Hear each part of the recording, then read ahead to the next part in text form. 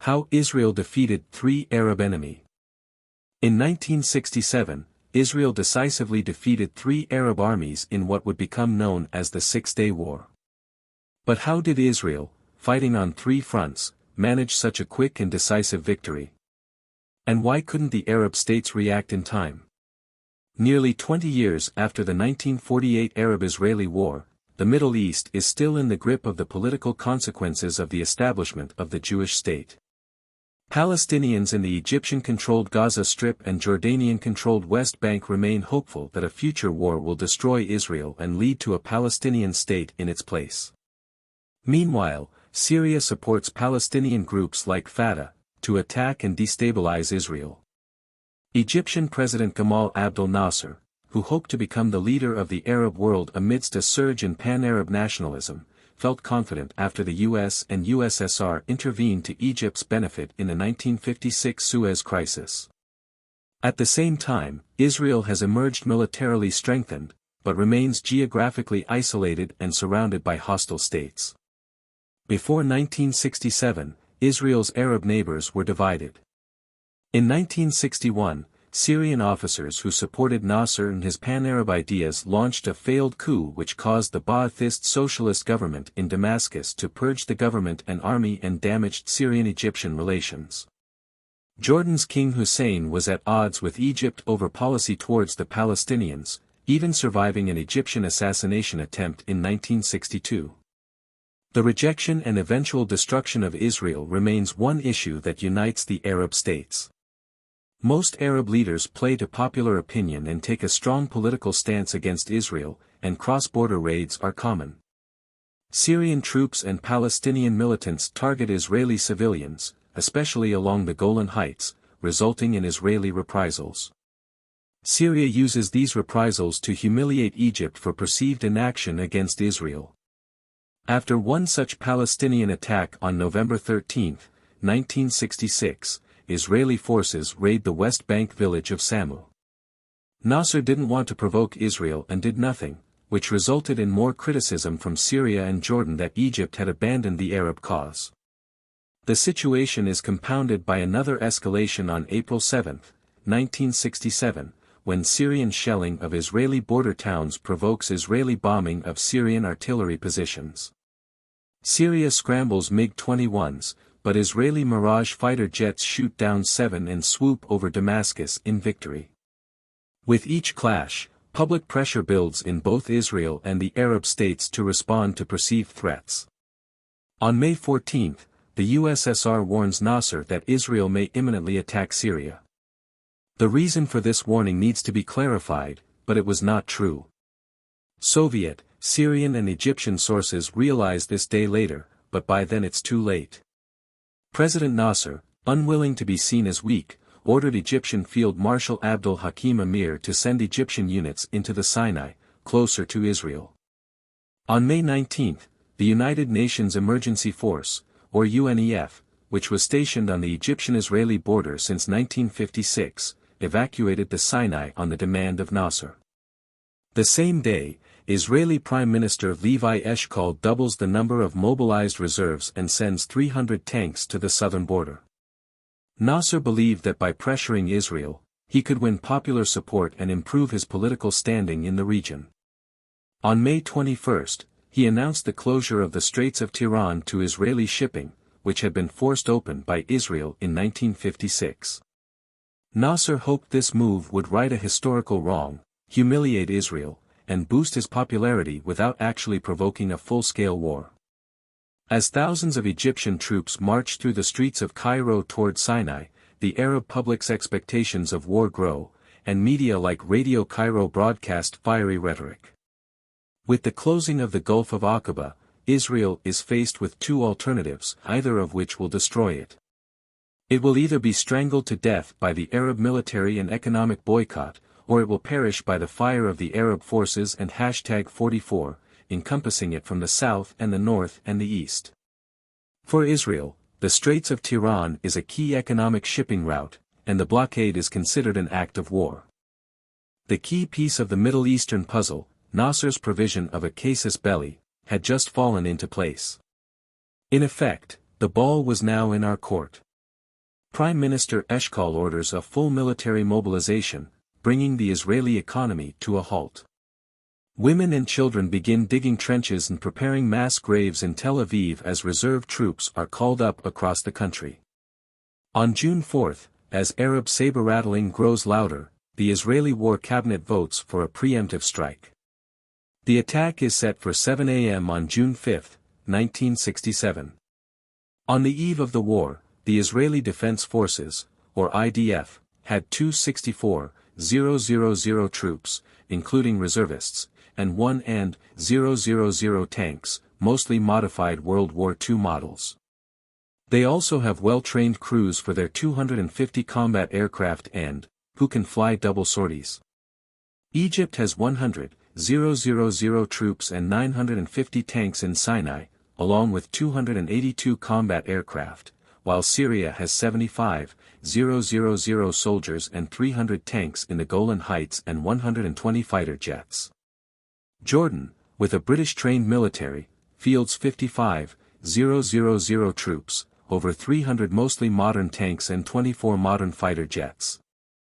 The Israeli leadership is determined that this war will be different than the close-run conflict in 1948, and the preemptive strike plan has been in development for years. Israeli intelligence agency Mossad has agents in most Arab militaries, including German-Israeli Wolfgang Lotz, who befriends senior Egyptian officers while posing as a former SS officer. These agents help Israel map out the location of every Egyptian plane on the ground and often their pilot's name, rank and even voice. Israeli pilots practice their flight plans and they and the ground crews know their targets and schedules even before orders to take off arrive. Pilots take off at different times from different bases around Israel and maintain strict radio silence. By 7:30 a.m. on June 5, almost 200 Israeli jets are heading towards their targets, flying low over Egypt to avoid radar detection. Coincidentally, Egyptian anti-aircraft batteries have no fire orders, because Field Marshal Amir is landing at an airbase later the same morning. Within an hour, Israeli jets knocked out almost all Egyptian air bases, severed communications cables between Sinai and Egyptian Army HQ, killed over a third of Egypt's pilots, and destroyed the majority of Egyptian combat aircraft. Egyptian pilot Hashim Mustafa remembers the scene. Some 30 seconds from the end of the attack, a second wave of planes arrived. We ran about in the desert looking for cover. It was a sad comedy. Pilots of the newest and best-equipped jets fighting with handguns. A ratio of losses of 100% for us, and 0% for them. Israel loses just 9 out of 200 planes over Egypt. The Israeli Air Force also strikes Syrian and Jordanian airfields, destroying over half of the Syrian and most of the Jordanian aircraft and runways. The IDF attacks on the ground as well. On the coast, the armor bypasses Rafah and the Gaza Strip to maximize the speed of the attack into Sinai. Egyptian troops are taken by surprise as Israeli Centurion and Patton tanks appear at their positions. We were exposed to a heavy armor attack on several axes, with the sea to our backs in the north and constant aerial and artillery bombardment. We had almost no communications with other headquarters in the sector and no knowledge of what was happening on the battlefield. While Israeli tanks race for the canal in northern Sinai, another force led by Major General Ariel Sharon breaks through Egyptian defenses at Mkatef, heading towards Abu Angela. Israeli mechanized infantry and tanks launch assaults with mass artillery support, while paratroopers landed by helicopter to destroy Egyptian artillery positions. By evening, the Egyptian 7th and 20th Divisions have been destroyed. At 4 p.m., an emotional Field Marshal Amr briefs President Nasser. They both agreed to cover up the losses to ensure Syria and Jordan don't drop out of the war. By the end of the first day, Israel has effectively eliminated the combined Egyptian, Jordanian, and Syrian air forces. In Sinai, Egyptian forces have lost their first defensive line and are falling back. In the east, King Hussein dashes Israeli hopes of Jordanian neutrality when he launches cross-border attacks. Israeli troops then push into the West Bank and towards East Jerusalem. Across the southern and eastern fronts, Jordanian and Egyptian troops are resisting, but Israeli speed, firepower, and coordination are too much. The next day, the battle for Jerusalem begins. After the 1948 war, Jerusalem was split along armistice lines. West Jerusalem becomes part of Israel, while East Jerusalem, including many holy sites, is under Jordanian control. The armistice line itself is a tangle of barbed wire and fortifications. Israeli troops have fortified the Mount Scopus exclave, while Jordanian troops garrison the Ottoman walls around the Old City.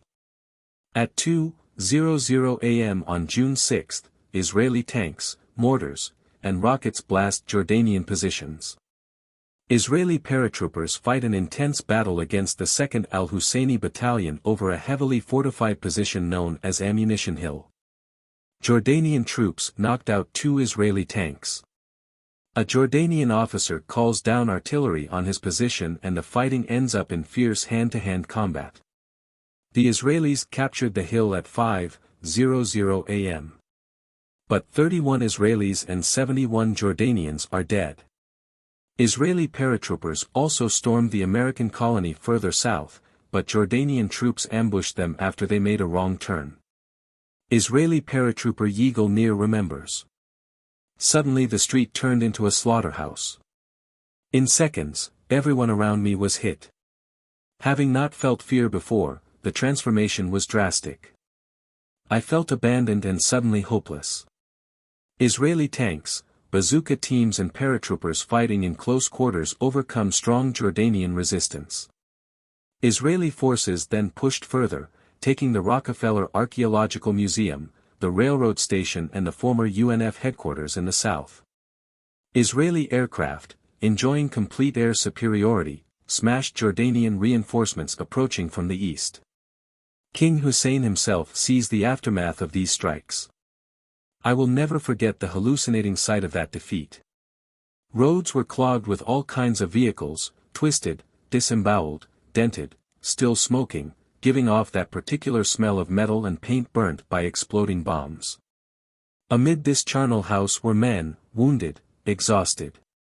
They were trying to clear a path under the monstrous coup de grace, being dealt to them by a horde of Israeli mirages, screaming in a cloudless blue sky, seared with the sun.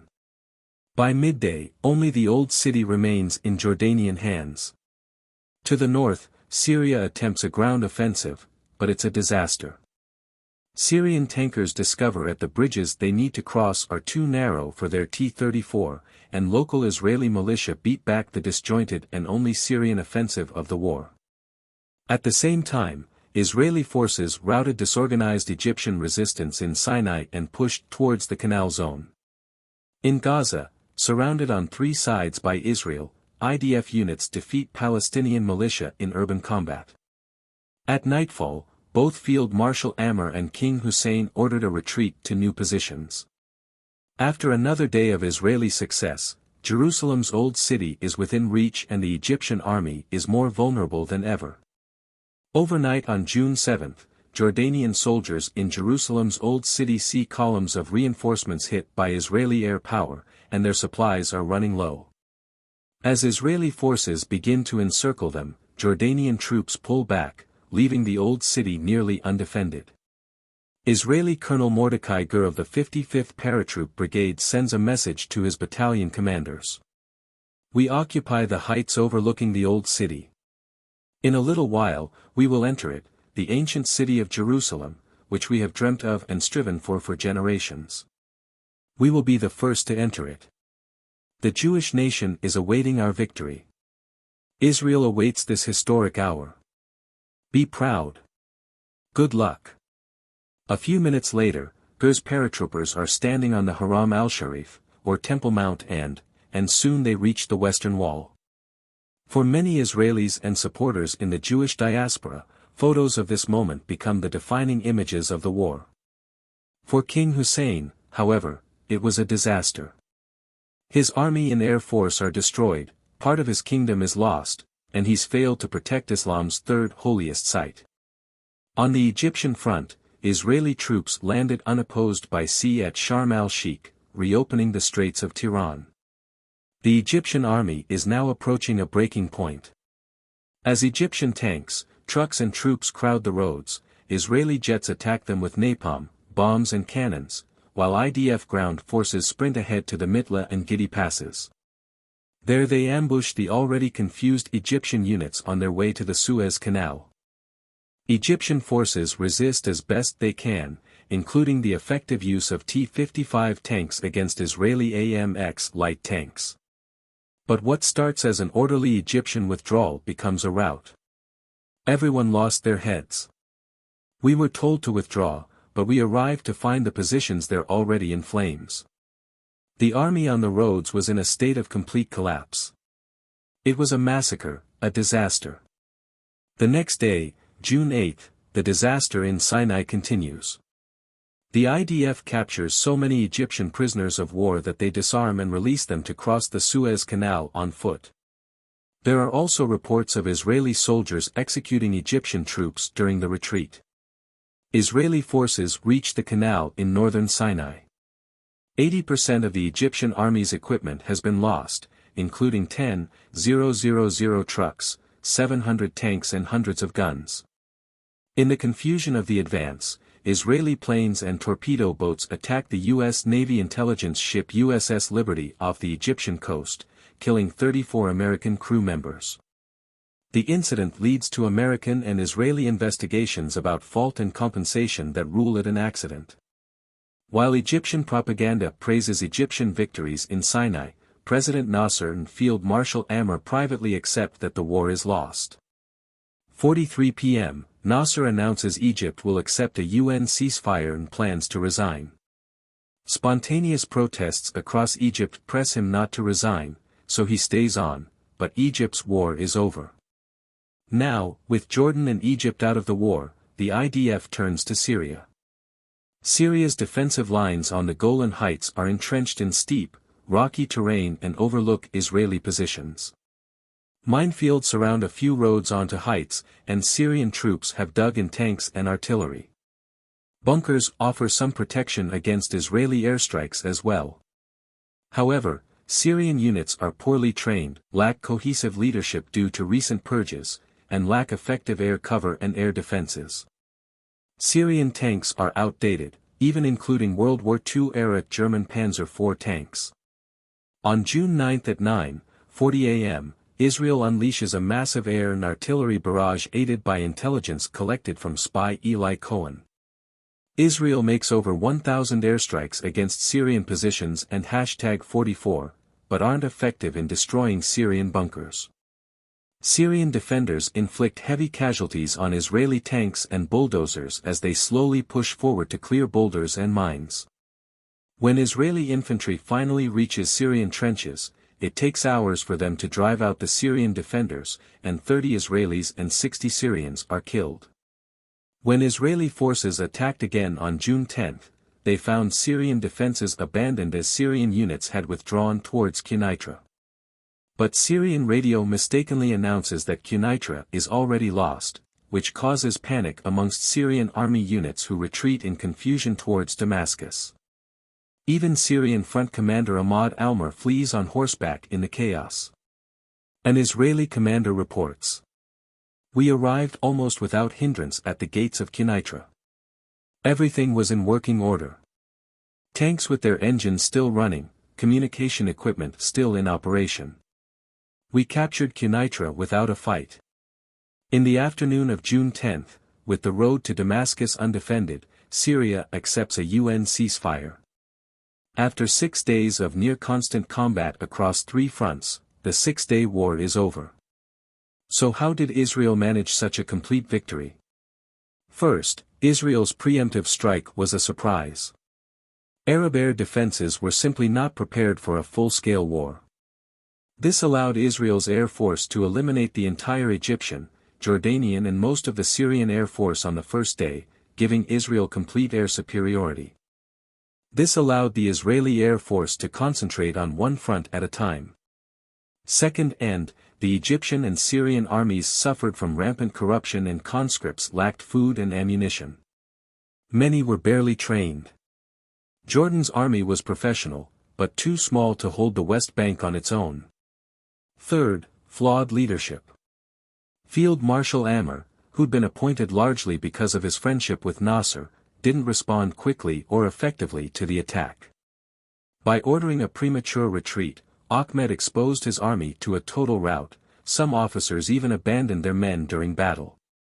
Syrian political purges had hollowed out their officer corps entirely. While the Six-Day War was quick, it still took a grim human toll. Israel lost 679 soldiers killed, with 15 captured.